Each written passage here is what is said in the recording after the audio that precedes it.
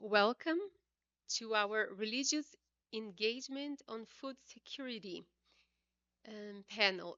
We are very glad to have here with us some very special panelists that will enrich this discussion, and my co-moderator, Maurice Bloem.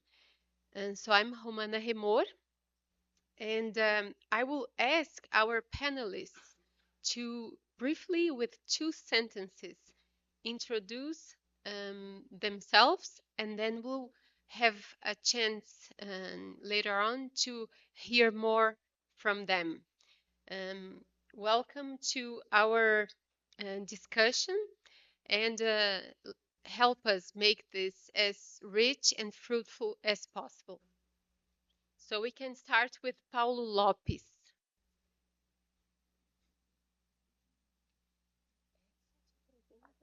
Duas frases, bem rapidamente, depois a gente retorna para ti.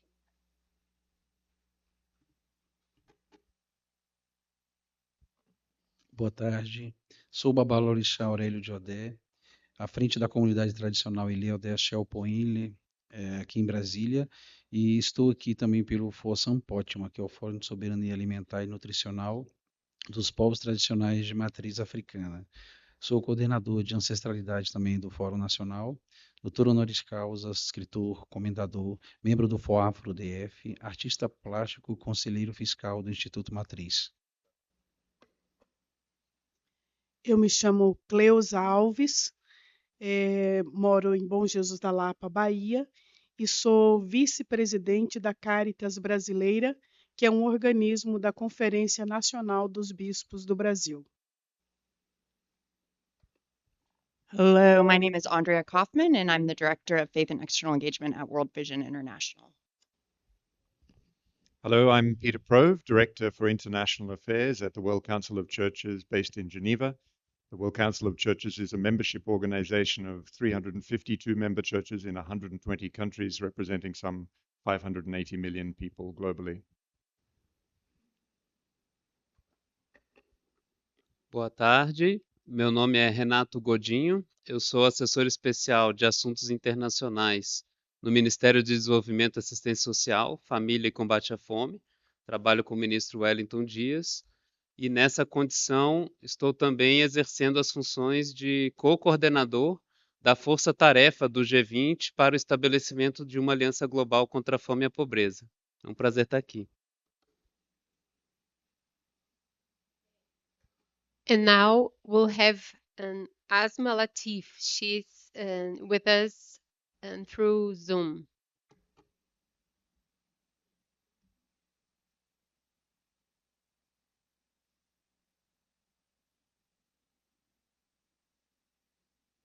Impact at the Ashma, you're SDG. muted. Can you start again? Can you hear me now? Yes? Okay, great. Yes. Hi, everyone. Good afternoon. I'm the Chief of Policy and Advocacy Impact at the SDG2 Advocacy Hub.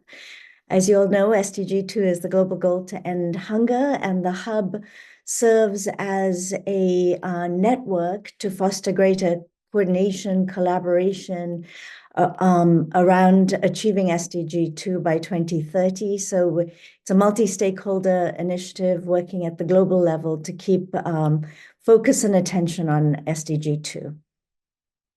Thanks.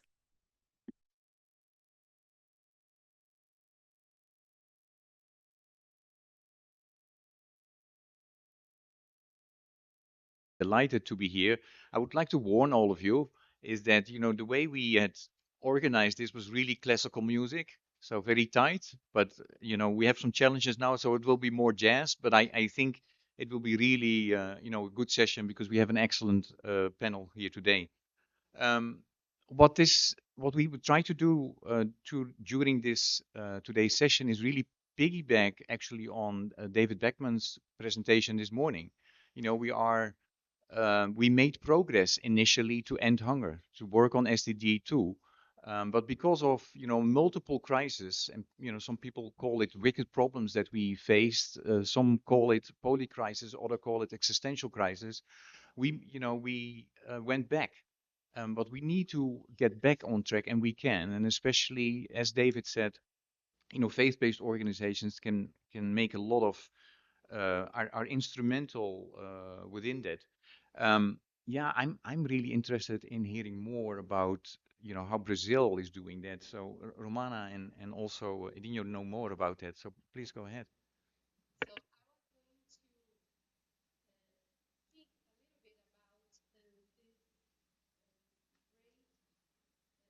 So I was going to speak a little bit about this great initiative. I was going to speak with you about this great and necessary initiative, but since we have Renato Godinho here with us, we cannot not have him tell us about how this was again gained so much traction in this government and how it's been planned to gather other nations in the world and also organizations and religious organizations and peoples to contribute. Vocês conseguiram me ouvir em português a tradução? Não? Então eu vou traduzir também. Então eu iria inicialmente falar um pouquinho do caso do Brasil, que na verdade já começou no passado, né? Nós já tivemos também no governo do presidente Lula uma abordagem, um ponto focal muito forte no combate à fome e que agora volta, né, com uma força muito grande e com um escopo que transcende os limites do país e que, quiçá, né, ganhe esse alcance mundial.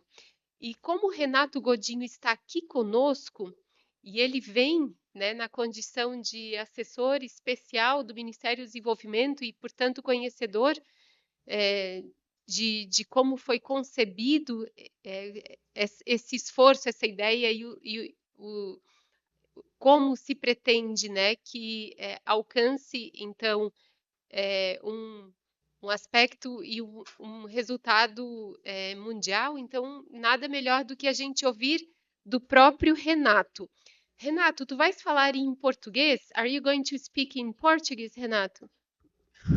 Eu ia fazer essa pergunta para você. Em que idioma é melhor que eu fale? Tá. And for those that have headphones, is it working for you? E se eu falo português, vocês ouvem? Não. Então, enquanto nós não corrigimos a tradução, eu vou pedir que o Renato fale em inglês. Tudo bem? Pode ser, Renato? Ok.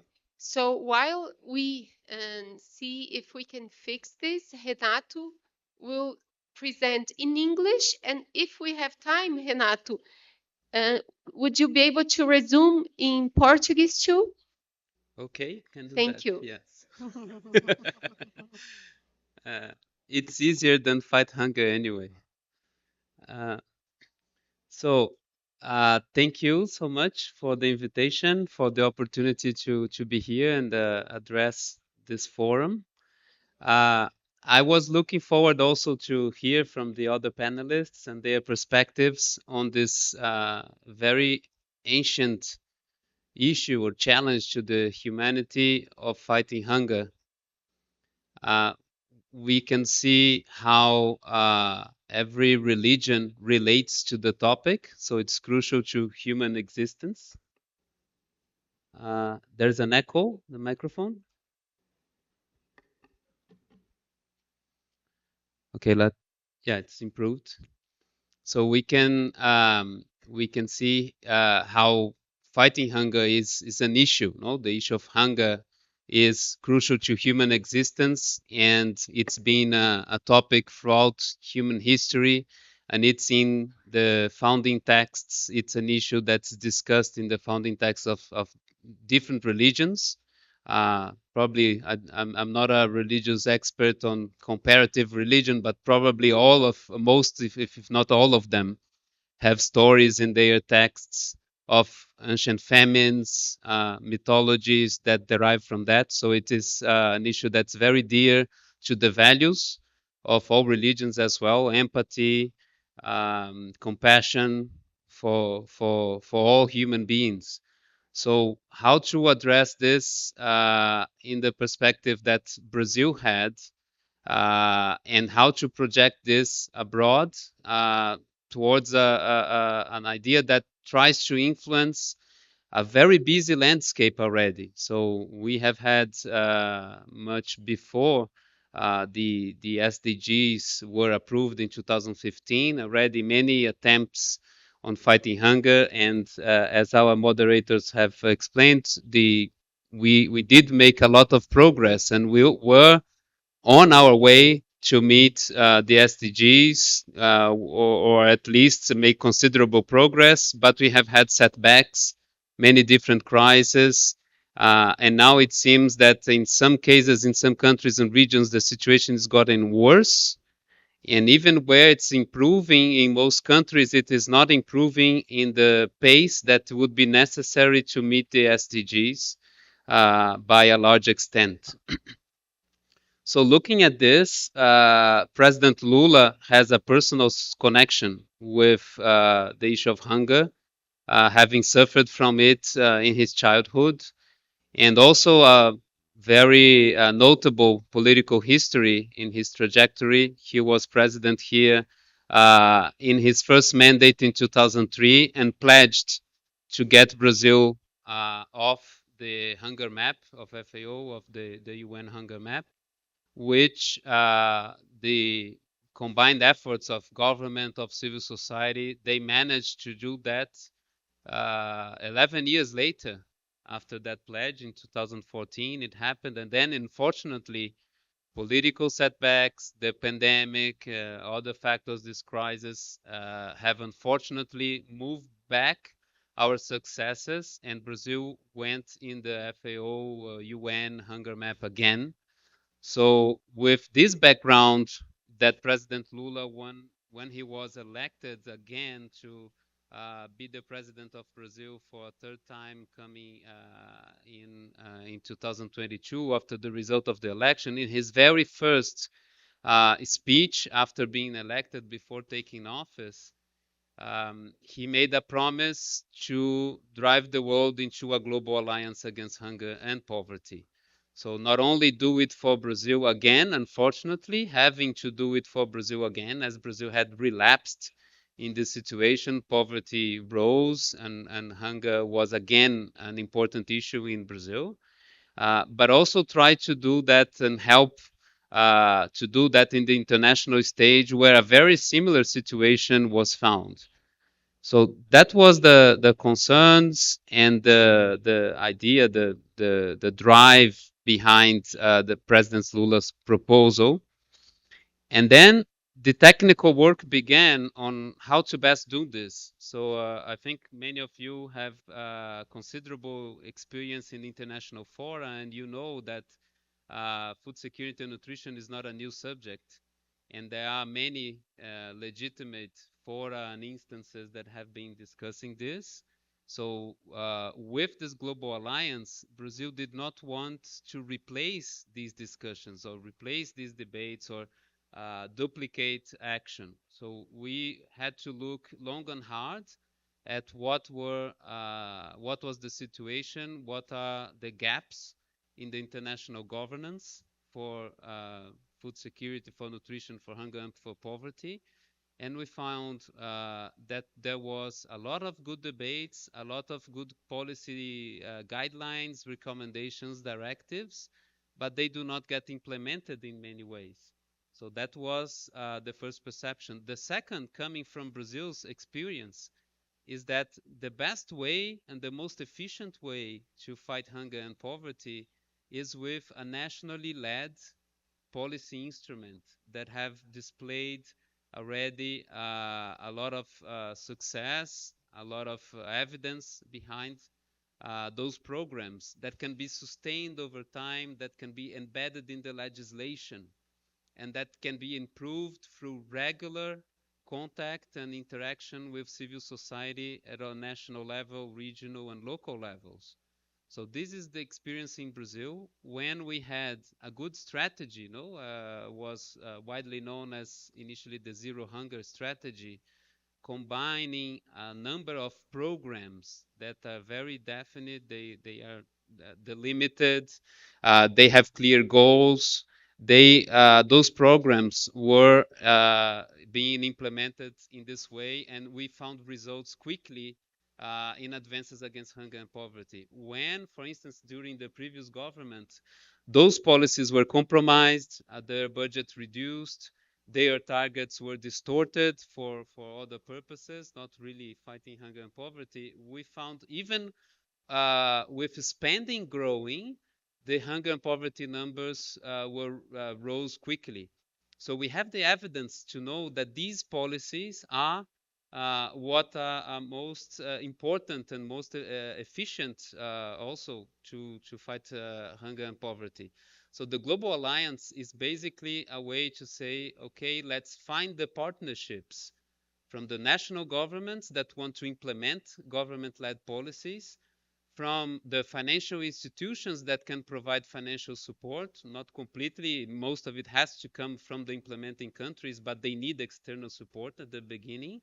And what are the knowledge organizations that have the experience and can also help deliver so that the countries do not have to reinvent the wheel, but can get this technical help to adapt programs that have worked to their own conditions.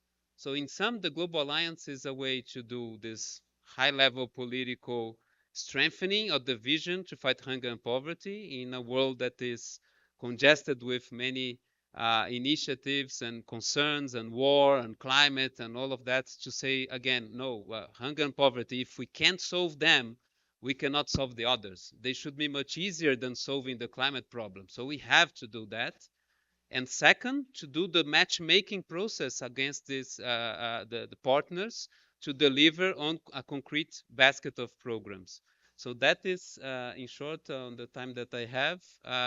So I can try, I'm over time already, but I could try to be much brief in Portuguese if you wish. Yes, please. Se tu puderes, então, resumir isso em português é importante, né, para as pessoas que estão aqui sem a tradução. Vamos confiar no teu poder de síntese. Vou ser muito mais breve em português, né? Estava explicando que a fome é uma questão primária da humanidade antiga, que já convivemos com ela há muito tempo e todas as religiões têm contato com isso e têm seus valores, o de combate à fome, né? Pela empatia, pela consideração com o próximo, são valores universais da humanidade e das religiões. E a Aliança Global nasceu de uma proposta do presidente Lula, quando viu que tanto no Brasil tinha que tirar novamente o país do mapa da fome, depois de já ter liderado os esforços de todos, né, não só do governo, mas da sociedade civil, para fazer isso no passado. Houve retrocesso, as políticas públicas, né, retrocederam, foram distorcidas. Esse retrocesso aconteceu. Então, ao mesmo tempo que ele via essa situação acontecer no Brasil, via acontecer no mundo, com o aumento dos números da fome e da pobreza, com a pandemia, né? Isso aconteceu em vários lugares do mundo. Propôs, no próprio dia em que foi eleito, a ideia da Aliança Global contra a Fome e a Pobreza. Mas o que seria essa aliança, né? Então, nós todos, né, primeiramente dentro do Brasil e depois com o diálogo no G20, ouvindo também diversas instituições, diversos parceiros, fomos chegando a essa proposta de ser focalizada na implementação de políticas e programas nacionais, governamentais, que possam ter escala, né? Então é muito diferente de um pequeno projeto local, que pode ser muito bem concebido, mas não vai ter a escala e a permanência, né, de ser sempre interagindo e aperfeiçoando, em contato com a sociedade civil, com a institucionalidade que a gente tem aqui, por exemplo, no Brasil, com o Conselho de Segurança Alimentar e Nutricional, melhorando políticas como Bolsa Família, como alimentação escolar, como o apoio à agricultura familiar. Então, programas muito bem definidos. E a Aliança, então, ela não quer substituir os fóruns de debate de quais são as melhores práticas. Ela não vai promover um debate internacional. Ela vai ser um programa muito prático de encontrar parcerias entre os países que têm a experiência, os países que precisam implementar essas políticas, que querem, têm um compromisso político de implementar, e parceiros que estejam dispostos a entrar com financiamento externo para ajudar o financiamento doméstico dessas políticas também. Então, é um mecanismo focado muito pragmático, com a crença que nós temos aqui no Brasil, né? A segurança que nós temos pelos próprios números de quando há uma política pública governamental de grande escala, com interação com a sociedade civil, bem implementada, ela rapidamente reduz a fome e a pobreza, né? Como o caso de vários desses programas. Se essas políticas desaparecem, a fome e a pobreza volta, né? Então, é essa convicção e a semente desse princípio da Aliança Global, que tem uma cesta de referências de políticas públicas bem-sucedidas, com evidências por trás, que os membros, não só o Brasil, mas os demais membros da Aliança, contribuem para essa cesta de políticas, e os países, então, escolhem implementar, e a Aliança buscará as parcerias entre os demais membros que podem ajudar nessa implementação. Então, essa é a proposta, resumidamente, da Aliança Global. Obrigada, Renato. E agora, então, vamos ouvir a Asma Latif, que vai falar sobre o financiamento de programas de combate à fome, tais quais essa aliança global que se propõe. So now we'll hear from Asma Latif through Zoom and about the financing of such programs that aim at fighting hunger. Please, Asma, join us. Thank you, and I hope you can hear me well in the room. Okay, great. So, you know, Ashma, we cannot hear you. You're muted. It says I'm unmuted on my computer. We can hear you now. Great. Just let me know if you're having challenges. So, you know, it's really great to follow Renato. The Hub, as I mentioned, has been focused very much on advocacy on SDG 2, and after the COVID crisis and the Ukraine war and sort of the unfolding impacts of climate change, we've seen a substantial increase in hunger. There are 150 million more people who are hungry today than were hungry in 2019. And with the climate crisis continuing in sort of an unpredictable way, it's clear that we have to take action now to get ahead of further backsliding on hunger, as well as to turn things around so that we can actually achieve SDG 1 and SDG 2. They're both incredibly closely linked. And so my organization is working with several partners on a campaign called Hungry for Action that's really been pushing for a comprehensive approach to address the food crisis and to get the world back on track to achieve SDG 2. And so when Brazil and President Lula made it clear that they were going to focus on hunger as part of the presidency of the G20.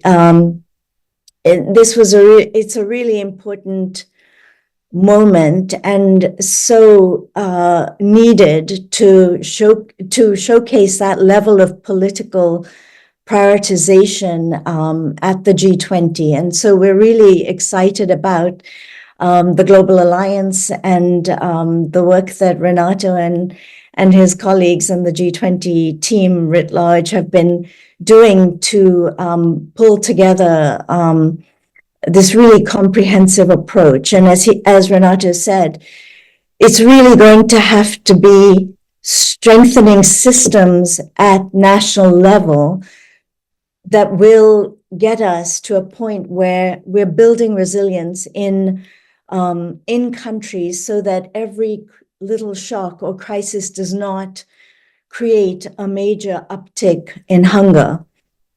And so, and to help countries really be better prepared for the crises that are coming ahead. And so the comprehensive approach that Brazil has experience of, I think, can really help other countries as well. And we're really excited to see the policy basket. If you haven't looked at the documents, it's really a very comprehensive approach.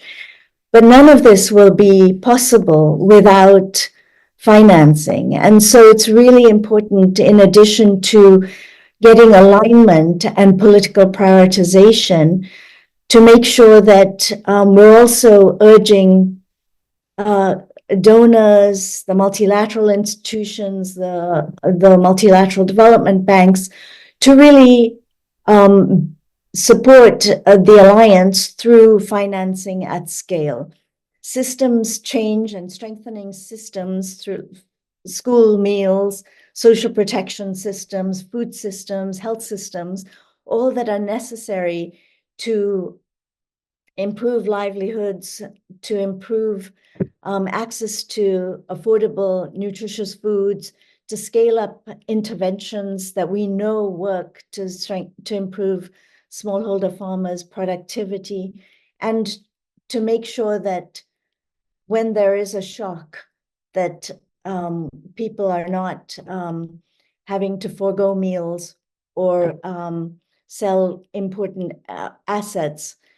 Those systems take financing and money and resources. And so as we look ahead to this year, it's really important that we both advocate for countries to join the alliance, but also urge the big donors and multilateral organizations to also prioritize food security, the nutrition, the kinds of interventions that are in the policy basket for the Global Alliance. There are some really important opportunities coming up this year with the 21st replenishment of IDA. IDA is the concessional lending arm of the World Bank. It's the most important part of the World Bank that gives zero interest or grant financing to the poorest countries. That's where we need these systems to be strengthened. And so that replenishment, the pledging moment for IDA, comes right on the heels of the launch of the Global Alliance at the G20 summit. So the IDA replenishment meeting will be in December, held in South Korea. So there is quite a bit of time between now and then for the faith community, for advocates, to really engage their governments, to engage donors. IDA is really, it's an important moment. This is the last IDA replenishment really before the 2030 deadline. And we all know the climate deadline might be a lot sooner. And so it's really important that we have a strong replenishment of IDA, because that is the pot of money that goes to the poorest countries, and that IDA gets focused on these priorities. So now is the time to really engage finance ministries in donor countries and in IDA recipient countries to make sure that this replenishment is a robust one and also focused on the right priorities. There are also several other opportunities coming up. The World Bank and IMF have been working a lot on comprehensive debt relief framework, the common framework. A lot of the countries that are facing rising hunger and poverty are also in deep debt distress. And so they do not have the fiscal space to be able to scale up programs such as the ones that Renata was speaking about.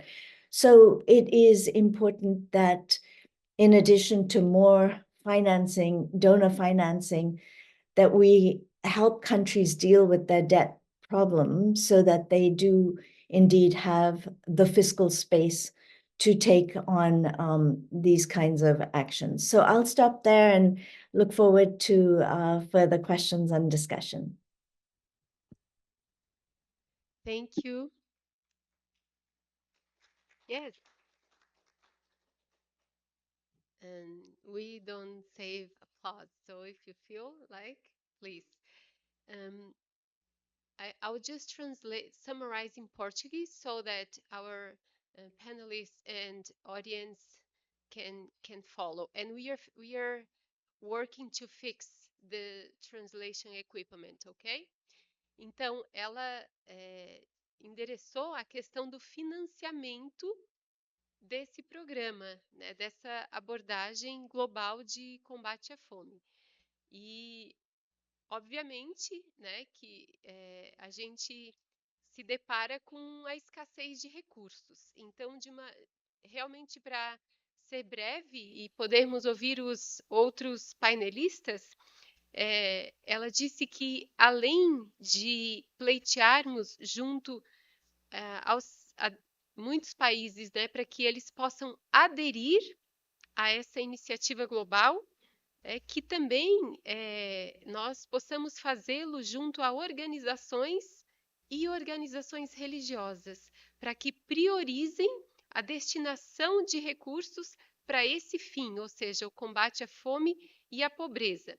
E um segundo ponto que ela enfatizou é que alguns países vão encontrar e já têm encontrado dificuldade, espaço, por conta da sua dívida, né?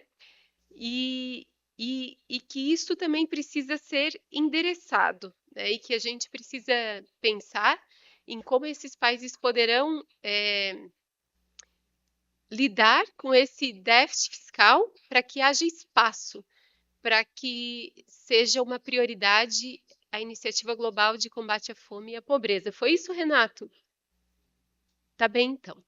Então, já aproveito, né, para dizer a vocês que agora o Maurício vai convidar os outros painelistas para fazerem uso da palavra. Okay, I don't speak Portuguese, but I think that was my clue. Really thankful for Ashma and Renato to, explain the experiences in Brazil. I really appreciate lifting up, the the finances that are related with that. So really important, evidence-based that's what I heard, and also partners. When I was listening to this example of Brazil, I had to think about what we have experienced in the US, and maybe that's a quick anecdote. So the US also has a national strategy on hunger, nutrition, and health, and nobody knew about it. So, and therefore, my organization, Church World Service, together with the Alliance to End Hunger, called a group of faith-based organizations together, Bread for the World, Mason, Jewish Response to Hunger, Feeding America, and IPHN. And so we started this consortium trying to spread the word within the US. And that is now, making a movement within the US. So I think every country, everybody is needed, and especially the role of faith-based organizations is really important. So I'm going to ask the next speaker, to really take 5 minutes, and we go like this, and then we end with Peter. So Aurelio, can you start?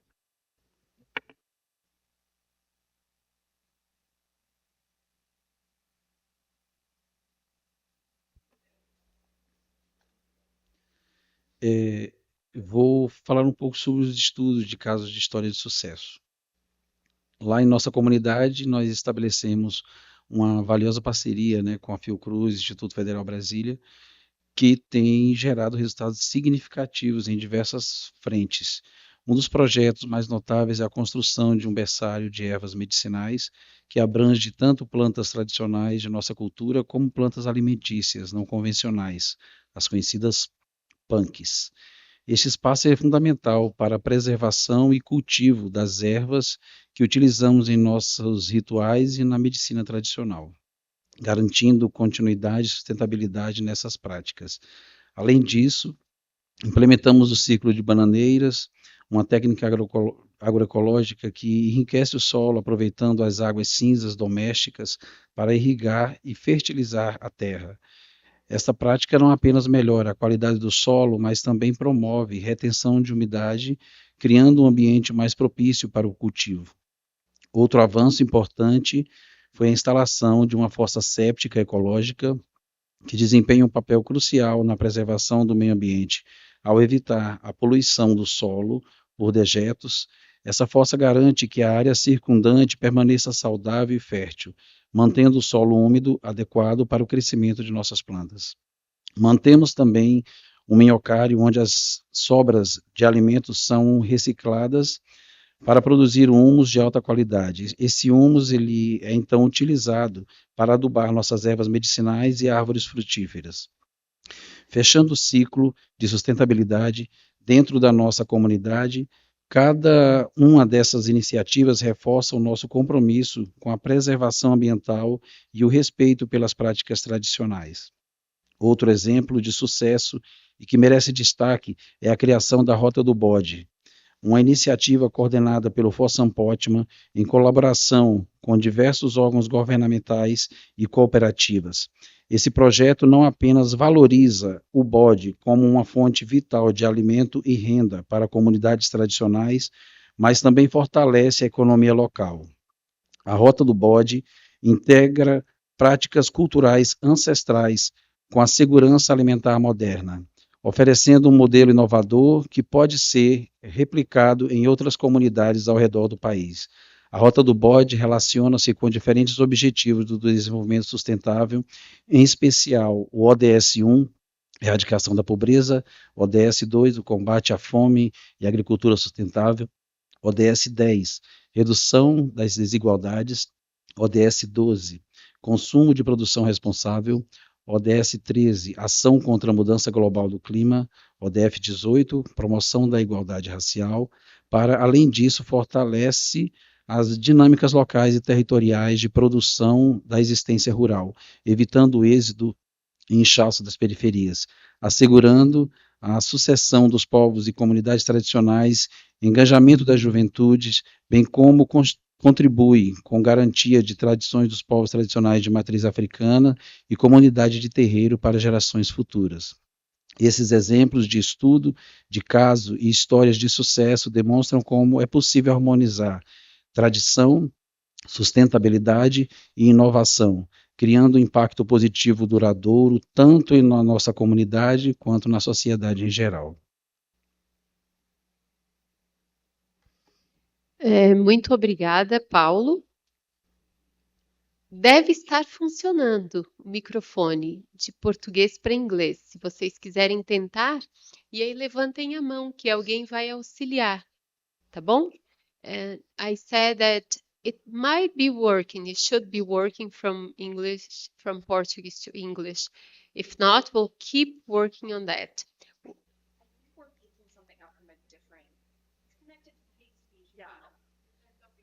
Okay. Yeah, we're getting it to the neighbors. Okay, so what we'll do, I will summarize briefly what he just said, okay? Onde que é o local da experiência de vocês? Aqui em Brasília. In Brasília. So he mentioned a very successful case study here in Brasília, where they have been cultivating herbs and medicinal herbs and also traditional herbs that are both used for their rituals but also to keep the traditions, and they have played an important role to guarantee food security to these communities, and they've been doing it through agroecological practices that irrigate and nourish the soil and help to recover the ecosystem. And he said that this has been a successful case, motivated and perpetuated by a religious group, in this case, his. So, thank you. Obrigada, Paulo. Agora vamos ouvir então a irmã Cleusa. Cleusa.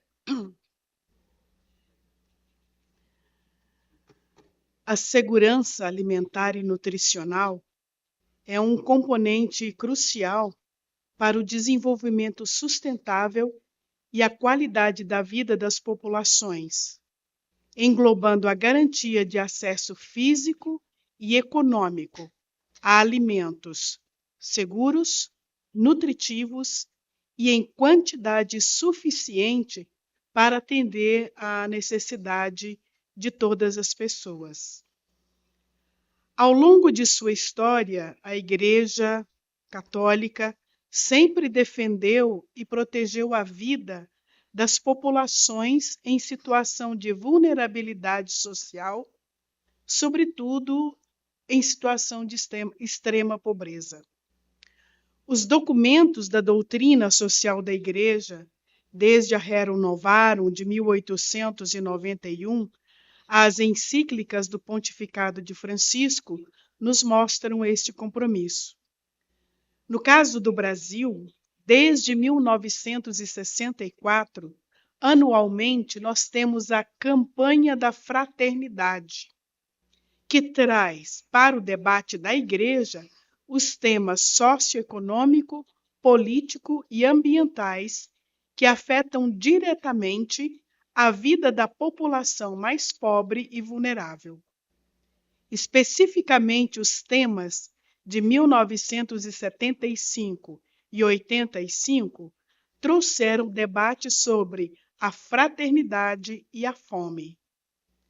Já a recente campanha da Fraternidade de 2023 retomou o tema da fome, impulsionando atividades de segurança alimentar e nutricional nos seus diferentes territórios de atuação. A Caritas Brasileira, que é o organismo a que eu pertenço, atua em todo o Brasil, articulada com a ação evangelizadora da Conferência Nacional dos Bispos do Brasil. A Caritas tem sua origem na ação mobilizadora de Dom Helder Câmara no combate à fome, à miséria e às injustiças.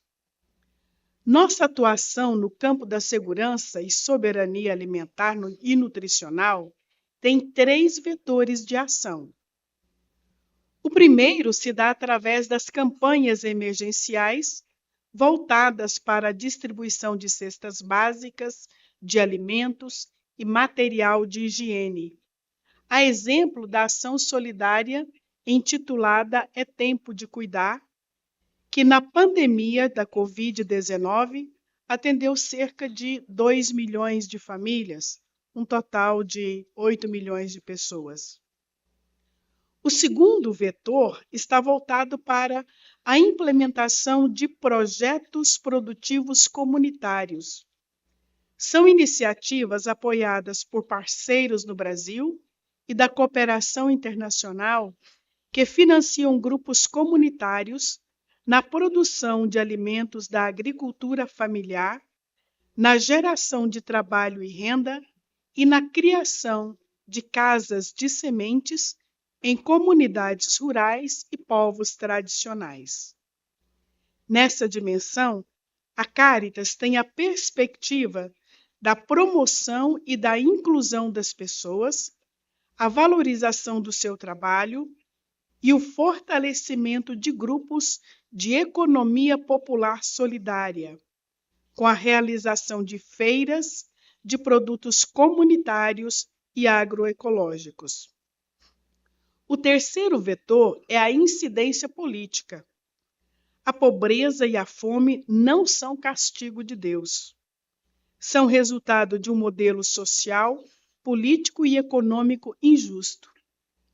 Por isso, a Caritas, ela atua em parceria com grupos comunitários, pastorais sociais, as organizações da sociedade civil, movimentos populares, na luta pela construção e a implantação de políticas públicas voltadas para a garantia dos direitos de todas as pessoas. Portanto, as ações da Rede Cáritas em segurança alimentar e nutricional se caracterizam pela ênfase na incidência política e pela transversalização do tema. Por exemplo, em 2023, a rede atuou em todos os espaços de participação social, em todas as esferas de governo, com a participação no Conselho Nacional de Segurança Alimentar e Nutricional, na 6ª Conferência Nacional de Segurança Alimentar e Nutricional e as suas etapas preparatórias nos estados e municípios, além da contínua participação nos conselhos estaduais e municipais de segurança alimentar e nutricional. Nos territórios, essas atividades se integram com as outras linhas de atuação da rede, com destaque para as áreas de convivência com os biomas, economia popular solidária, meio ambiente, gestão de riscos e emergências, povos e comunidades tradicionais. Em todas essas dimensões, entendemos a ação da Cáritas como prática da solidariedade libertadora. Eu concluo trazendo uma das muitas falas do Papa Francisco. Ele diz assim: produzimos comida suficiente para todas as pessoas, mas muitas ficam sem o pão de cada dia. Isso constitui um verdadeiro escândalo, um crime que viola direitos humanos básicos. Francisco nos recorda que é dever de todos extirpar essa injustiça através de ações concretas e boas práticas e através de políticas locais e internacionais ousadas. Obrigada.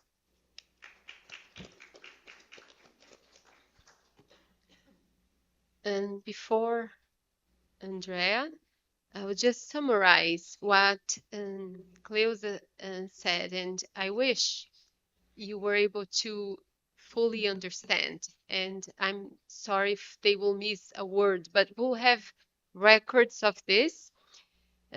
Summarizing, she's presented the experience of Caritas Brasil that has historically addressed this tragedy of not just poverty but hunger, and it has been doing this historically also through their annual fraternity campaign, which is a national effort with a lot of appeal to communities, organizations.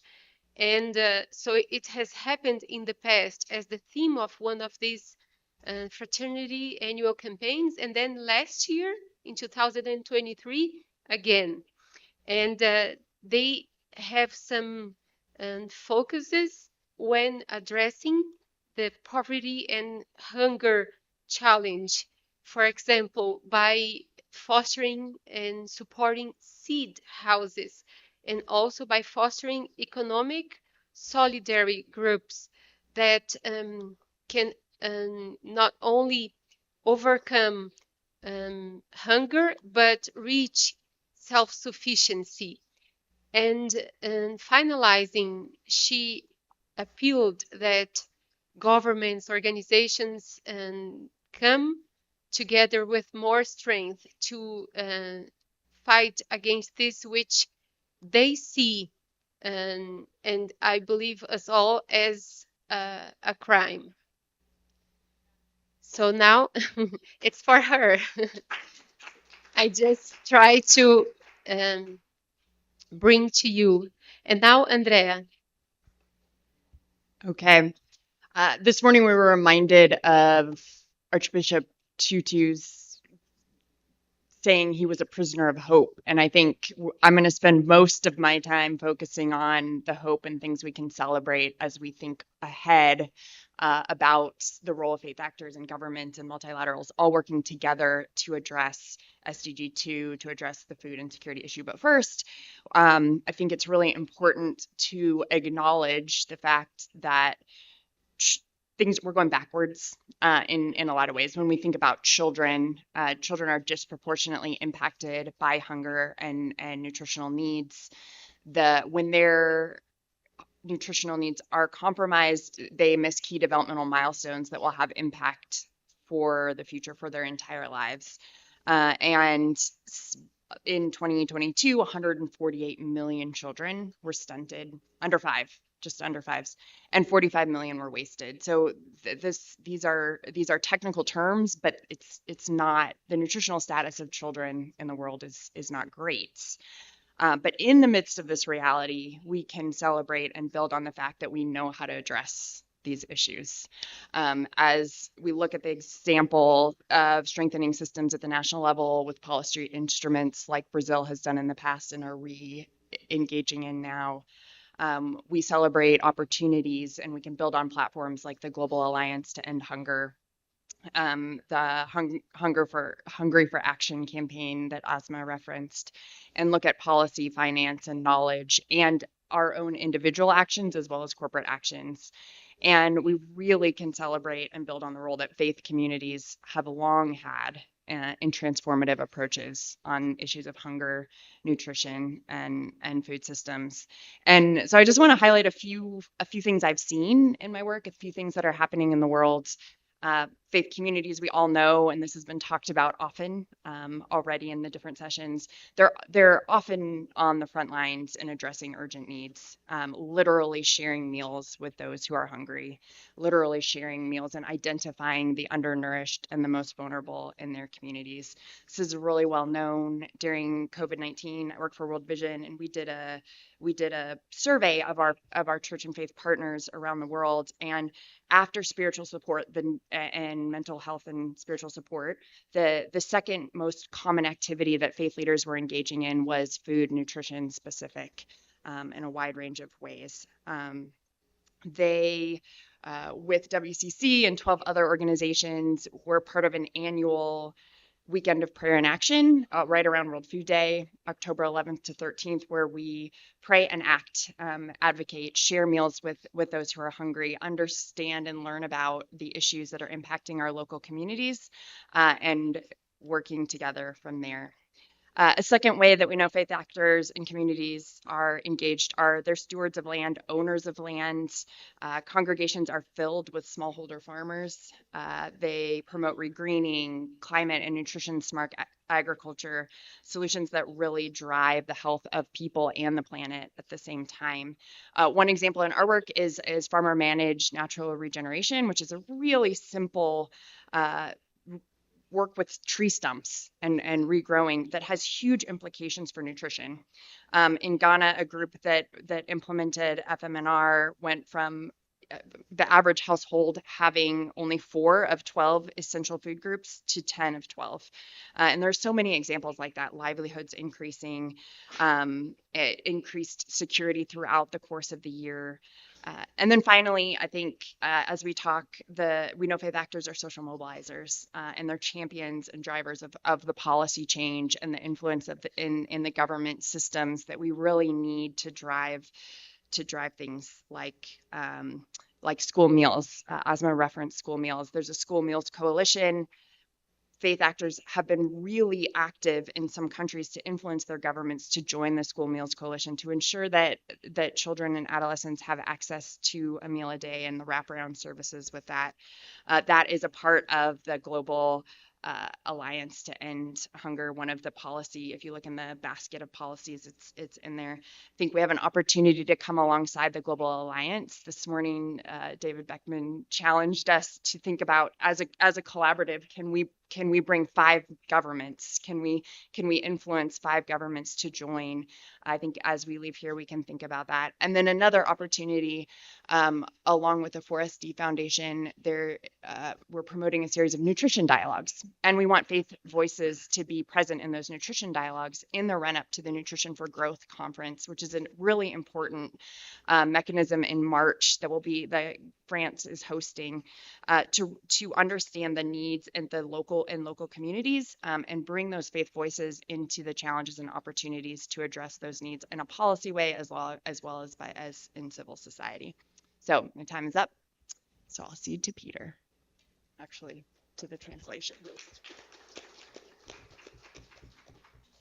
Again, a brief summary in Portuguese. Então, em português, né, resumindo, a Andrea compartilhou com a gente algumas das experiências mais significativas que ela tem acompanhado na atuação dela junto à World Vision International, essa organização. E ela ressaltou, né, o compartilhamento, né, a partilha de refeições, especialmente durante a pandemia. E numa pesquisa eles identificaram que, além do suporte emocional, que o compartilhamento de refeições era a segunda ação mais comum nesse período.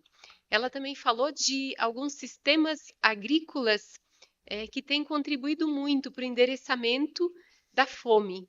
E ela até falou de alguns que são bastante simples, mas que têm feito uma grande diferença, não só no combate à fome, mas na restauração do ecossistema e do solo. E ela ressaltou o papel das religiões nesse desafio. E aí, ao final, ela falou então de duas oportunidades, né? Uma delas salientada, né, como um convite pelo David Beckman de manhã para que a gente conseguisse pelo menos mais 5 países para aderirem à Aliança Global contra a fome e a pobreza. E ela disse que, além dessa, né, que existe uma outra iniciativa muito interessante, que são diálogos nutricionais, e que essa iniciativa também pode identificar, conhecer, nos dar mais luz sobre as necessidades nutricionais e como ter maior eficácia no combate à fome e à desnutrição. Obrigada, Andrea. E agora prosseguimos então com Peter. We'll go now with Peter. Thank you very much. I think there can hardly be a more fundamental moral imperative shared among all the faith traditions represented in this gathering than feeding the hungry. And that, I think, is a key plank of the faith teachings and moral influence that faith actors bring to bear, or can bring to bear, in this context. But I also want to emphasize something mentioned by Andrea, the vast demographic presence in faith communities of food insecure people, with innumerable subsistence and small-scale food producers in those faith communities. And those producers are the real backbone of food security globally, not the agro-industrial complex, but small-scale food producers who get far less profile and far less attention than the corporate actors. I want to share with you an initiative by the World Council of Churches within the framework of our Food for Life campaign. It's a set of 10 commandments on food. Obviously, an instantly recognizable framing for people from Judeo-Christian traditions. But I think the principles contained here are equally applicable and equally supportable across the different faith traditions that we represent, or indeed by people without faith, but with a fundamental ethical commitment. Number 1, give thanks for the food you eat. Number 2, eat food grown as close as possible to where you live. 3, strive for all people to have knowledge about and access to affordable and nutritious food. 4, Eat mindfully and in moderation. 5. Do not waste food. 6. Be grateful to those who grow and prepare food for your table. 7. Support fair wages for farm workers, farmers, and food workers. 8. Reduce the environmental damage of land, water, and air from food production and the food system. 9. Protect the biodiversity of seeds, soils, ecosystems, and the cultures of food producers. And rejoice, 10. Rejoice and share the sacred gift of food with all. Now we know, and it's been mentioned several times in our meeting thus far, that ending hunger is actually one of the most achievable SDGs. It's low-hanging fruit within this context. But on the other hand, food insecurity is once again a rising challenge, with decades of progress now thrown into reverse by conflict, the impacts of the COVID-19 pandemic, and climate change. The new proliferation of conflicts around the world has resulted in the diversion of scarce development funds to military budgets, a problem in itself. But famine follows closely upon the heels of conflict in Sudan, in Gaza, and elsewhere. And worse still, access to food, or denial thereof, is increasingly being used as a weapon of war, reverting to a medieval kind of brutality. If time had permitted, I would have liked also to share with you the specific situation of Kiribati, a low-lying island state spread out across, I think, 35 atolls and coral islands in the middle of the Pacific, one of the most low-lying, climate-vulnerable, and food-insecure nations on Earth. I've just recently concluded a visit there, and I was really struck by the acute vulnerability of this nation, obviously to rising sea levels. I think the highest point in the whole nation is 3 meters above sea level. But the food insecurity situation, they are entirely dependent upon imports for their national food security. And the government's efforts to invest in more agricultural production on the largest landmass they have, the island of Christmas, or Christmas Island, is potentially threatened by the unknown impacts of the nuclear weapons testing programs carried out on that island by Britain and the United States in the 1950s and 60s, which has never been independently assessed. Imagine that for a challenge to food security. Thank you.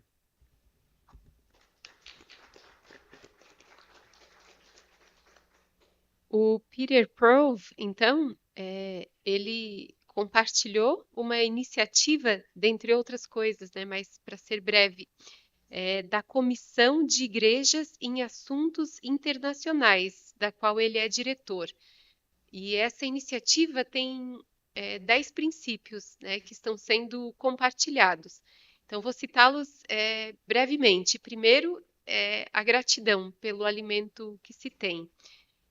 Segundo, a priorização de buscar o alimento o mais local possível.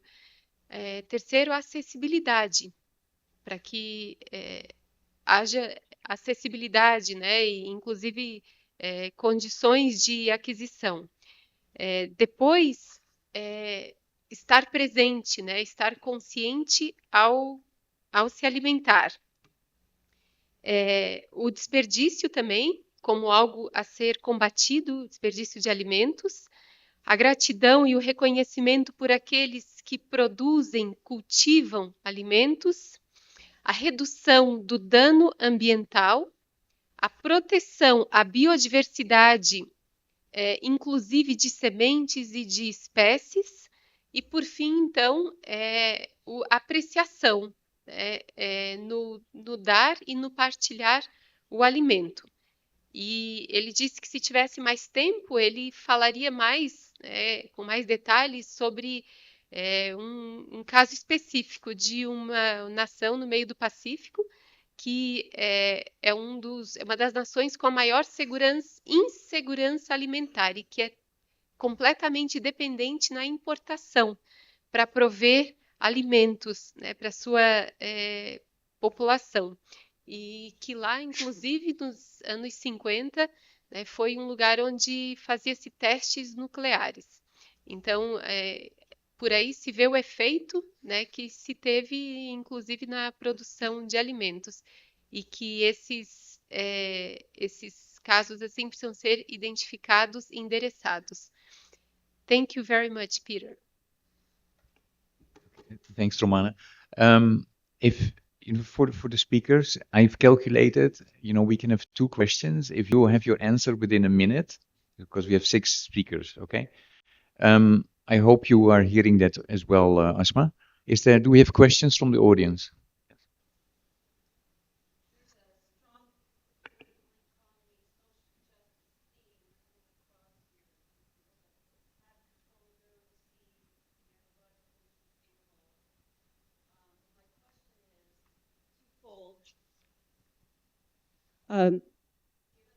Strong political economy, social justice lens, would you be the idea of implementing this global alliance? Would you support and promote working with ministers of government or NGOs that work with genetically modified organisms? I know that can be controversial. I'm on C2. I would invite you to come to C2. The recently written Almazan document comes down very critically on GMOs and just raises the question that there may be some ambiguities with regard to feeding the world, but they don't clarify. So there's opportunity for dialogue here. I'm concerned that this could be interpreted in a way where people would not collaborate. Ashman, do you want to take that question?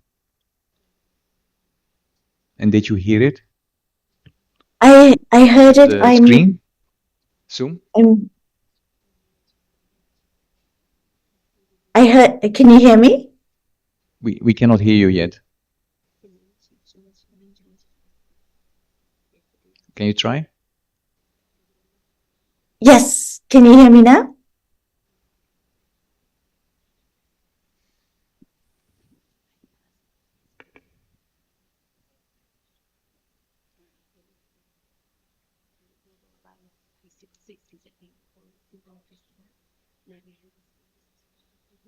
Can you try to talk, Asma? Yes. Can you hear me now?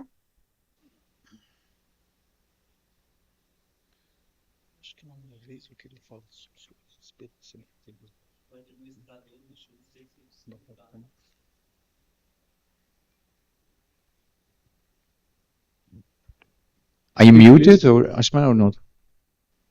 No, I'm not muted.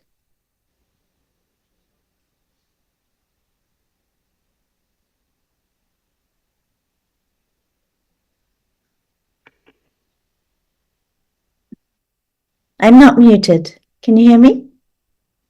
Can you try again to talk? I'm not muted. Can you hear me? No. Okay. Can you start? Can you type it maybe, Asma? Should I take the question then? The terms for the Global Alliance, they were discussed in depth in the G20, and it's a voluntary initiative. So it is open to all the UN family of countries, to the organizations, and the implementation of the policy basket is also optional. So the governments join the alliance, they pick what they think it's most prioritary to them and to their situation. And some of the policies have to do with the broad subject of what we call food systems transformation, where maybe addressing the GMO issue can be an important thing. Some policies have nothing to do with that, like they are more in the social protection universe, cash transfers, or school meals. So there's a range of policies in that sense. I would say that the issue of hunger and extreme poverty is urgent, and we cannot wait to solve all the other problems, the complexity of problems of the food systems. For instance, there are the appeal of the food systems transformation issue is gone wide lately, and there are some views that would pretend to say that this food systems transformation has to be achieved in order to eliminate hunger. We disagree. So we think that hunger cannot wait for such a complex issue. So even when there are GMOs involved, there are a different issue that has to be addressed, but we will keep working with all the parties that want to work with us. Renato, can I ask you to give a short summary in Portuguese as well? Bom, em resposta à pergunta sobre se a aliança trabalharia com governos ou instituições que aprovam o uso de plantas geneticamente modificadas, né? Eu disse que sim, no sentido de que a aliança é uma instituição voluntária, de adesão voluntária e aberta a todos os países e organizações, com uma cesta de políticas que nem todas têm a ver com a questão de transformação de sistemas alimentares ou soja transgênica, por exemplo. E muitas têm a ver com proteção social, transferência de recursos, alimentação escolar. Então, não é uma questão que está em jogo no caso da aliança, a questão de transgênicos ou não transgênicos. Há muitos fóruns que se debatem sobre isso, há uma discussão política e técnica que tem que ser travada, mas a fome é urgente, ela não espera, e a aliança precisa trabalhar com todos os que querem ajudar a resolver esse problema, independente da questão de alimentação transgênica. Thank you, Renato. And just got a message from Ashma, and she would have replied in a similar way as Renato just did. Any other one of the panelists who would like to answer this question, or you? Okay, Andrea. I think just to reiterate, I think it's really an opportunity for this multi-stakeholder dialogue at the local level about the issue. And I think this, these kinds of global events are important, but really getting into the weeds at the local level with the experts coming with the various perspectives and opinions. And just a thought is there is this platform that is going to be informing the Nutrition for Growth process, which I know is not the same as this, but the curator has the opportunity really to frame some of the questions and the conversation in that. And if that's an opportunity to get that into that global conversation and report that will emerge there, something maybe we could talk about after.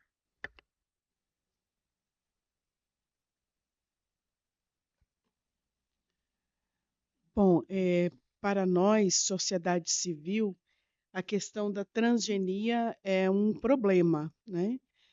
Nós sabemos que o governo brasileiro apoiou a produção de transgênicos, né? Isso foi um momento de embate, né? E às vezes até de divergência, porque nós acreditamos que a saída não está na modificação genética dos alimentos, mas na preservação da cultura que nós chamamos no Brasil de sementes crioulas, sementes nativas, porque a transgenia muitas vezes faz com que se perca essas sementes nativas que tradicionalmente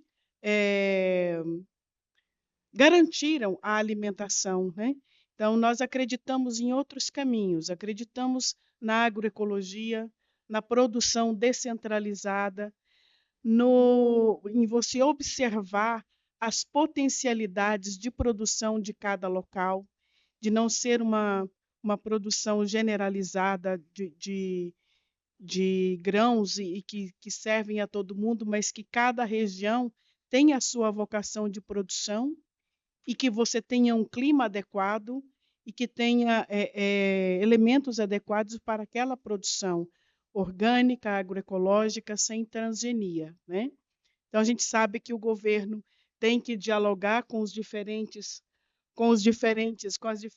linhas de produção, tem que dialogar com o agronegócio, mas a nossa perspectiva da agricultura familiar é pela não transgenia, é por outros caminhos que preservem a originalidade das sementes e a vocação de cada região no seu modo de produção. Thank you. And we'll then go to the audience, but then I will just translate what she just said briefly. So Cleusa said that they believe that in the path to fight hunger through the preservation of native seeds and through agroecology and through decentralized food production with regional vocation, and also through the perspective of agriculture and familiar agriculture, small farmers, and they that's their stand.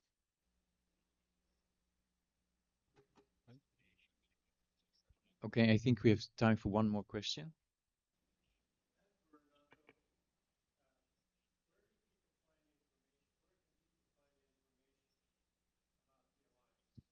Where can people find information about the alliance?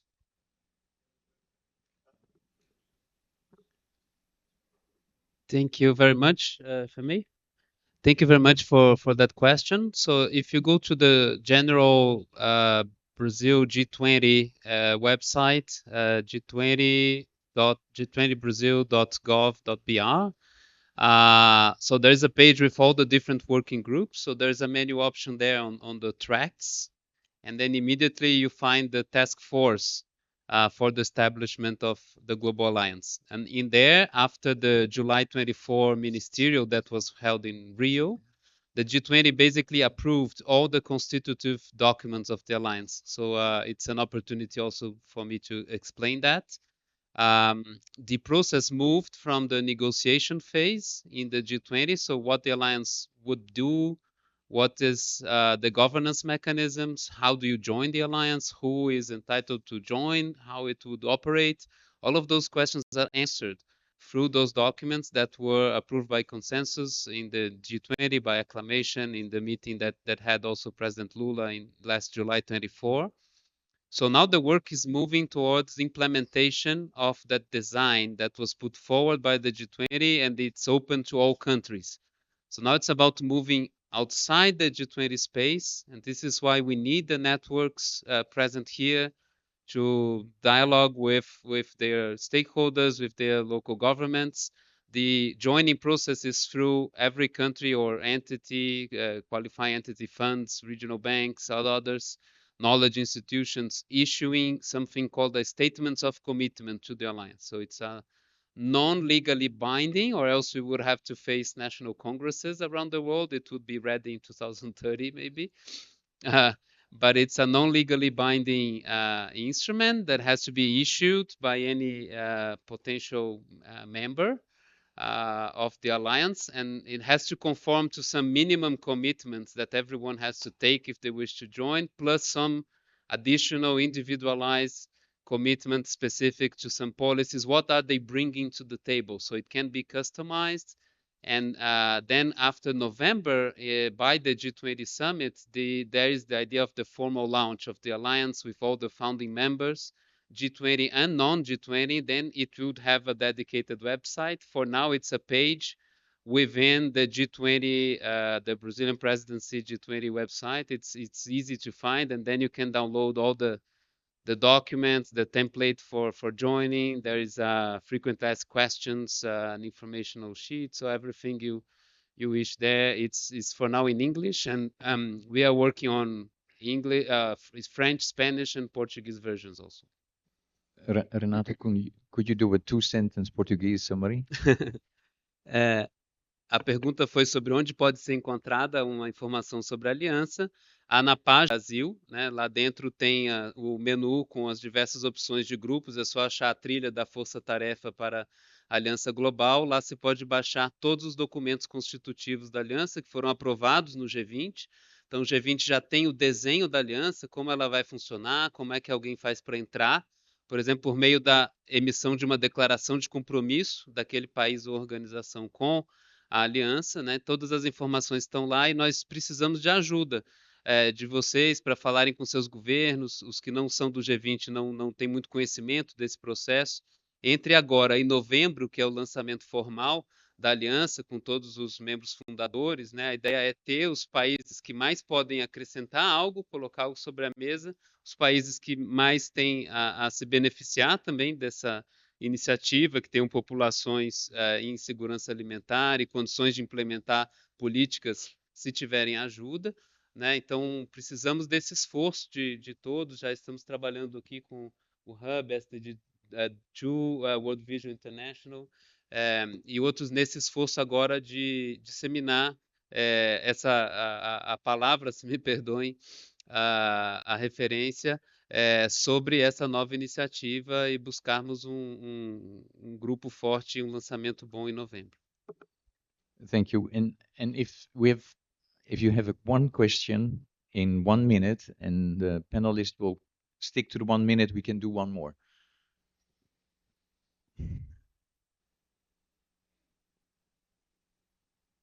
You don't want to go? Thank you. Thank you for being here. I have a question specifically around meat, which is important in the conversation as the world grows a lot of grains and a lot of calories go into livestock. And what your personal opinions and how meat kind of goes into the conversation with religion and global alliance, as meat consumption has been, specifically beef, has been related to deforestation in Brazil and other places, and we know the climate impacts of a meat diet is larger than one that is plant-based, so just wanted to add that to the conversation. Thank you. Renato, you want to go first, and then we go Peter. And... Haven't I already spoke too much? Maybe. Okay, Peter, 1 minute. Well, I think the science speaks for itself. It's incontestable that a diet heavy in meat is a very negative behavior from a climate change point of view. Having said that, I think that every country has to address that issue within the framework of its own realities and its own position economically. I know I come from Australia, and in many ways Australia has the same challenge in this regard as Brazil does. So much economic investment or economic conditions are based upon that form of agriculture. For me personally, I don't speak on behalf of the World Council of Churches now, but I consider it an ethical commitment to reduce to a bare minimum my meat intake for the reasons that you described.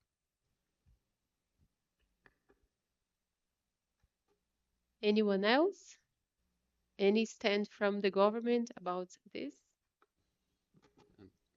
I'm not speaking for the government or my ministry. So as far as the Global Alliance is concerned, so again, we are trying hard not to replace other legitimate fora. So internationally, for instance, in the Committee on World Food Security, that's the proper instance for countries to go and discuss and say what are the best practices, what should be done in the macro level, the global level with regards to this issue. So we can have personal views. So I do agree that, for instance, personally, it doesn't matter in my opinion, but that meat consumption can be a net negative for the environment. On the other hand, people need protein in their diet, so they can be undernourished. So we have to find decent plant-based protein sources that can be accessible for people to meet nutrition targets.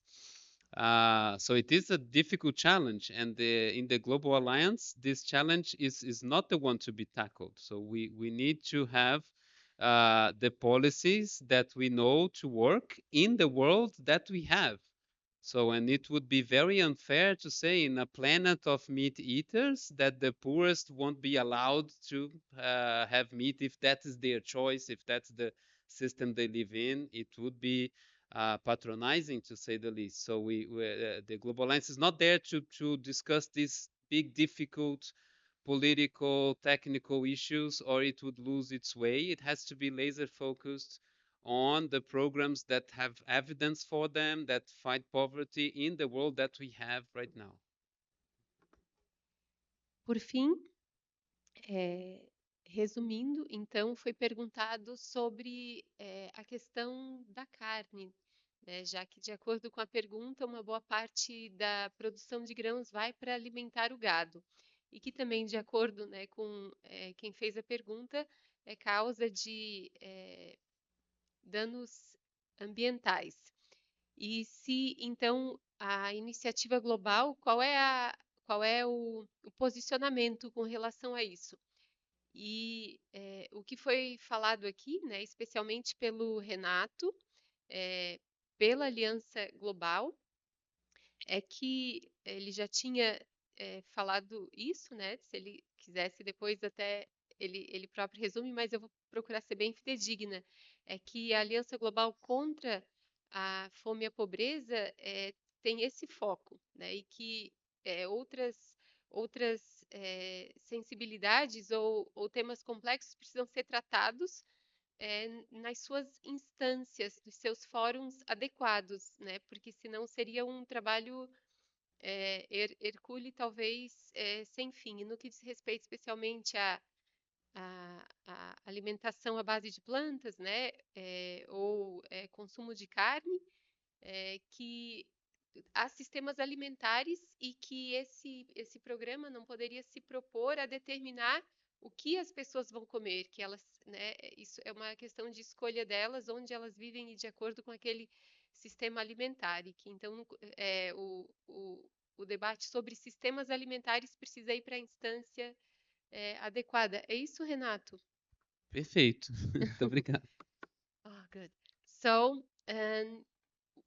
nós terminamos, então, vou falar em português, que aí ele fará o fechamento desse painel em inglês. Nós agradecemos muito aos nossos painelistas, ficamos muito felizes com o interesse de vocês nesse tema.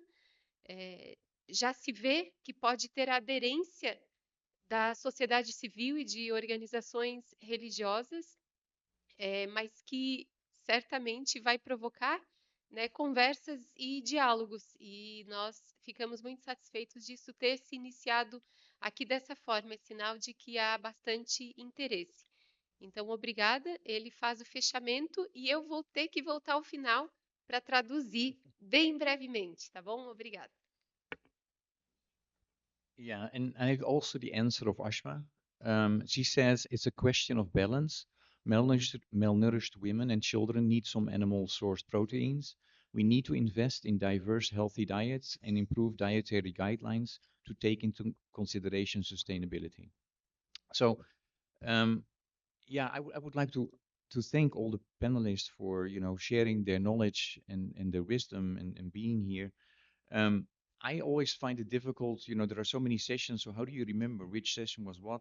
So I come up with words and then I dissect it for myself. For this session, I want you to go away and think about faith.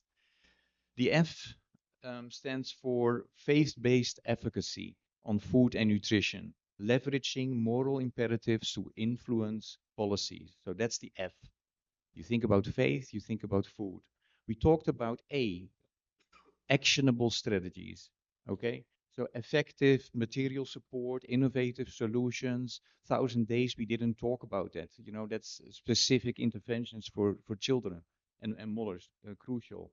Then the I of impactful collaboration. We've heard about alliances, we heard about consortia, so that's important. It's not always easy to collaborate, but you have to work together. We are in this together. Nobody can be 100%, nobody can be wrong 100% of the time. Okay, so impactful collaboration. Then the T of transformation, or I heard about teaching and tradition, going back again about what life is about and what faith teaches us. And then the last one is the most important one, is EH, and Andrea referred to that, and David as well, is the hope. So we can do this together. We can change this around. Okay. So thank you very much for listening. Many, many thanks for Romana, who had to be here and be this octopus. Yeah, thank you so much, and looking forward to continuing our conversations either in this virtual space or in person. Thank you.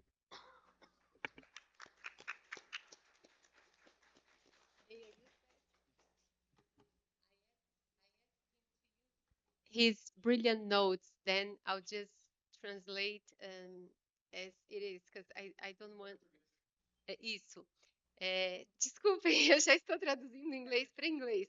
Eu pedi para usar as notas dele para que eu possa ser exata e não estrague, né, esse arranjo que ele fez. E ele disse que sempre que vai para sessões, como as que nós teremos agora, né, são tantos temas tratados e tantos posicionamentos que às vezes a gente sai sem ter algo que permaneça depois para que a gente continue ponderando a respeito. Então, ele disse que ele gosta de trabalhar palavras, né, para lembrar dos tópicos principais. E aí ele fez um lembrete aqui de um sumário de muito do que foi falado e usou a palavra fé em inglês, que é faith, né, que tem 5 letras. Então, em inglês, o F ele associou a advocacia, a atuação baseada na fé, né? E que também é o F de alimento. E que, então, esse imperativo moral deve influenciar políticas. O A, que é a segunda letra, de estratégias de ação. E aí ele falou, né, sobre materiais efetivos de apoio e soluções inovadoras. O I, que é a terceira letra da palavra em inglês, de colaboração de impacto e da necessidade de se trabalhar em consórcio, como se foi falado bastante aqui, né, e com grupos específicos, com governos, organizações, inclusive religiosas e outros setores. O T, a quarta letra, de transformar o nosso mundo e a humanidade via tecnologia, melhor do que a de hoje aqui, e tradição. E sempre embasado, né, enraizado em ensinamentos de fé. E por último, H, que aí ele traz, então, a esperança e resiliência, né, que parece que todos têm aqui, seja pelas perguntas, seja pelas respostas e até na visão diferente de opiniões, mas no desejo comum de endereçar, né, um desafio que nos sensibiliza a todos. Então, foi esse o sumário que o nosso moderador, meu comoderador, apresenta do painel, e a gente agradece mais uma vez a vocês e entende que esse aqui é um início, é uma semente, né, do ponderar sobre esse desafio, essa aliança global, e que de uma forma ou de outra, mesmo com visões diferentes, que a gente possa estar, como disse ele aqui, colaborando de forma a ter impacto positivo. Obrigada.